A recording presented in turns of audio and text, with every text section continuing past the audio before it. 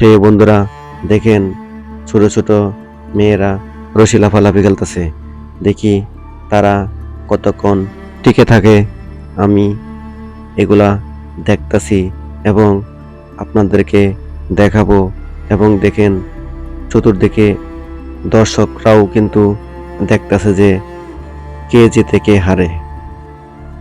চলতেছে তো চলতেই আছে, কেউ কিন্তু এখনো আউট হয়নি।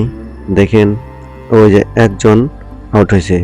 দেখেন এখন 4 জন আছে। দেখি কে কতক্ষণ টিকে থাকে। আপনারাও দেখতে থাকেন। জানি না এরকম খেলা আপনাদের আশেপাশে হয় কিনা। আমাদের এখানে কিন্তু এরকম প্রায় এই খেলা আয়োজন করে থাকে। এবং দেখেন এর জনগণ কিন্তু এখানে আছে অনেক।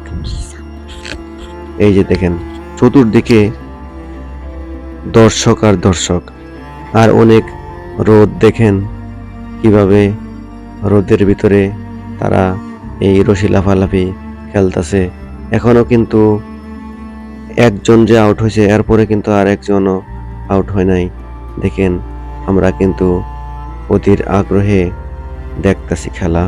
এবং ওই যে দেখেন অবশেষে আরেকজন চলে গেল, এখন আছে 2 জন। এই যে আরেকজন বড় একজন চলে গেল, এখন আছে আর 2 জন। দেখি এই 2 জন কতটুক টিকে থাকতে পারে। এখন কিন্তু ছোট ছোট 2টা মেয়েই টিকে আছে। দেখেন বড়রা কিন্তু আউট হয়ে গেছে, আর এই 2 জন কিন্তু আছে। দেখি তারা কতক্ষণ টিকে থাকে, কে নেবে প্রথম পুরস্কার আর কে নেবে দ্বিতীয় পুরস্কার, সেটা কিন্তু আপনাদের দেখাবো। দেখেন রাস্তা থেকেও কিন্তু অনেক মানুষ দেখতাছে। এই দেখেন এখনো কিন্তু তারা হারে নাই। জানি না কে হারে কে জিতে। আপনারাও দেখতে থাকেন। দেখেন কে হারে কে জিতে। দেখেন পাও কিভাবে ফালায়ার ওঠায়।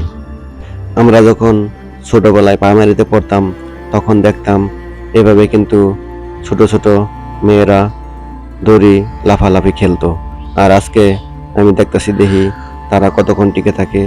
দেখেন কত ধৈর্য ধরে খেলতেছে।